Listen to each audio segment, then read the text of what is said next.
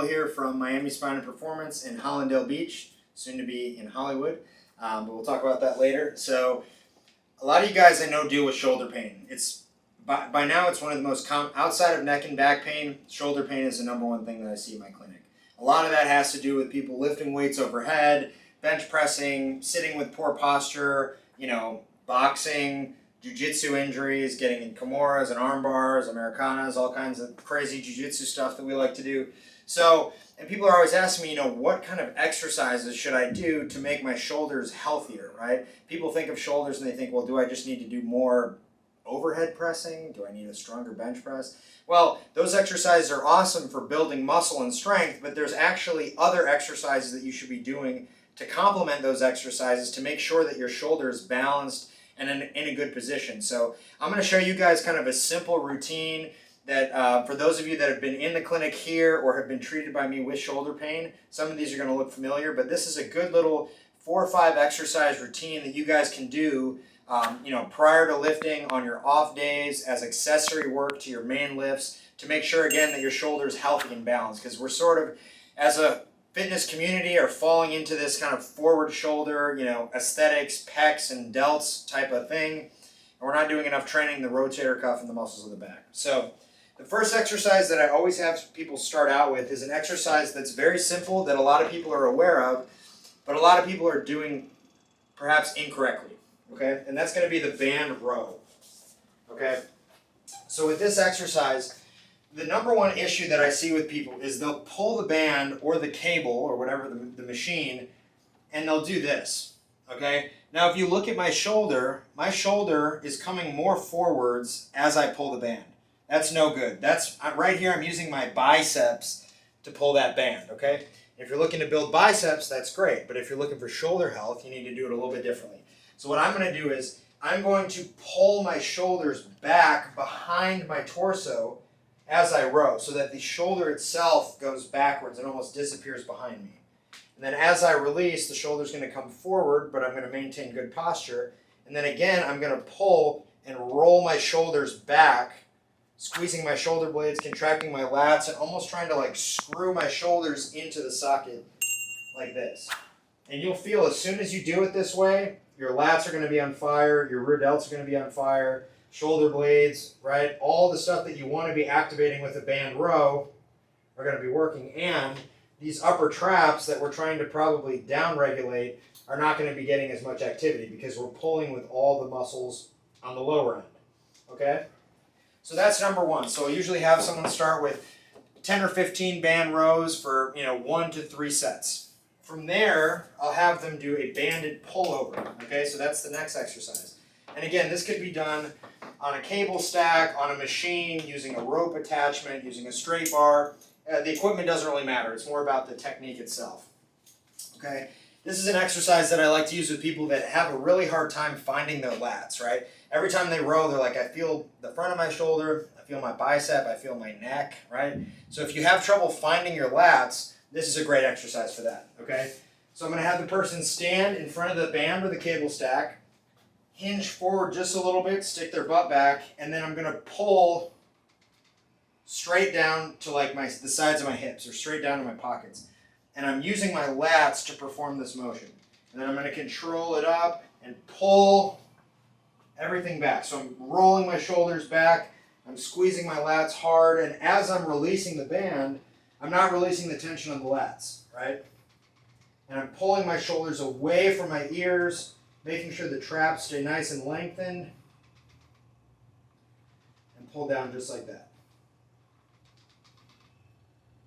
Okay?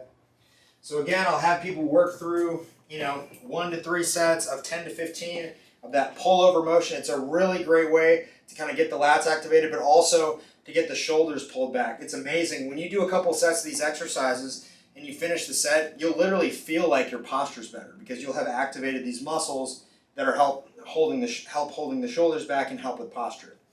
Number 3 is going to be the face pull. Okay, so this is an exercise, again, you can do it at any commercial gym, you can do it at home if you have bands, but this is a little bit more challenging because now we're going to be pulling high by the face, so we're going to be very tempted to use our neck muscles and we need to use our shoulders instead. Okay, So what I'm going to do here is I'm going to pull the band in and rotate back like so.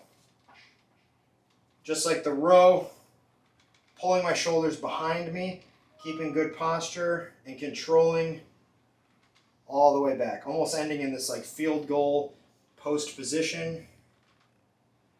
Really squeezing my shoulders kind of down and back, away from the ears. This is a great way to build the rear delts and also activate the rhomboids and activate the muscles of the rotator cuff, which are on the back of the shoulder and the shoulder blade. Okay, so that's number 3. And then finally, the last exercise or pairing of exercises is just going to be simple banded internal and external rotation. And of the exercises that are performed poorly, in your average Planet Fitness, these would be pretty high on the list, because you'll see people kind of going through they know that they should be doing it, but they don't know why, and so they're just kind of rotating, and you're not really getting a good purpose out of it, right? And additionally, for those of you that maybe you've seen people grab a weight or a plate and do this, right? Not to get on a pedestal here, but remember, gravity goes this way, right? So if you're doing a rotational movement, you need the line of resistance to be in the line of rotation. So it doesn't really make sense to do this. This is just going to be like an isometric bicep move. So make sure, I much prefer cables and bands for any type of rotational movement, just because of the way gravity works. Now, if you're face down and you're doing something like that, that's different, because then you're going into gravity, but just keep that in mind. So for the banded external rotation, I'm going to keep a nice tall posture. Before I even pull the band, I'm going to keep my shoulder in a nice strong position in the back of the socket like so. And again, as I rotate, I'm pulling that shoulder back behind me. Okay, and I'm going to get parallel to the band here. And I'm pulling the shoulder back and down, really trying to activate. The muscle that we're getting at here is called the infraspinatus. And if you're doing it right, you'll feel this very specific burn kind of on the bottom half of your shoulder blade. That's how you know you're on the right muscle. If you're doing this and you're feeling it kind of across the whole deltoid, or you're feeling it in your chest or your triceps, either your technique is a little bit off, or maybe you're using a bit too much weight. So this is one where you need almost no weight to get a really, really good stimulus. So again, I'll do 10 to 15 of these. And then you can also switch directions. Now, generally, people are plenty strong in internal rotation, but it's always good to just kind of get the motor pattern down and control this internal rotation. So you're going to feel very strong pulling the band towards your midline, but what you want to focus on is control as the band goes out. So I'm keeping my elbow glued to my side, rotating. I'm not doing this and letting everything collapse in. I'm just rotating, like pivoting right through the shoulder joint. Okay? So again, guys, just to review real quick, we have our banded row where we're kind of pulling to our hip bones. We've got the pull over, we've got the face pull, and then we got the internal and external rotation. So if you watch this video, you take a couple of these technical cues. Again, 1 to 3 sets, 10 to 15 reps of each. You could do that pre-workout, you could do that on off days, you could do that as part of a workout. You're going to notice a huge difference in shoulder function. But keep in mind that these things take time, right? If we're undoing years of maybe deconditioning, poor posture, poor muscle imbalance, it may take 3 months, 6 months, a year for you to really have excellent shoulder function. So stick with it, be patient, do your exercises, see a professional if needed, someone like myself, a sports chiropractor, if you want more specific recommendations. But otherwise, give that a try, guys, and let us know what you think. Again, Dr. Will, Miami Spine and Performance. Thanks.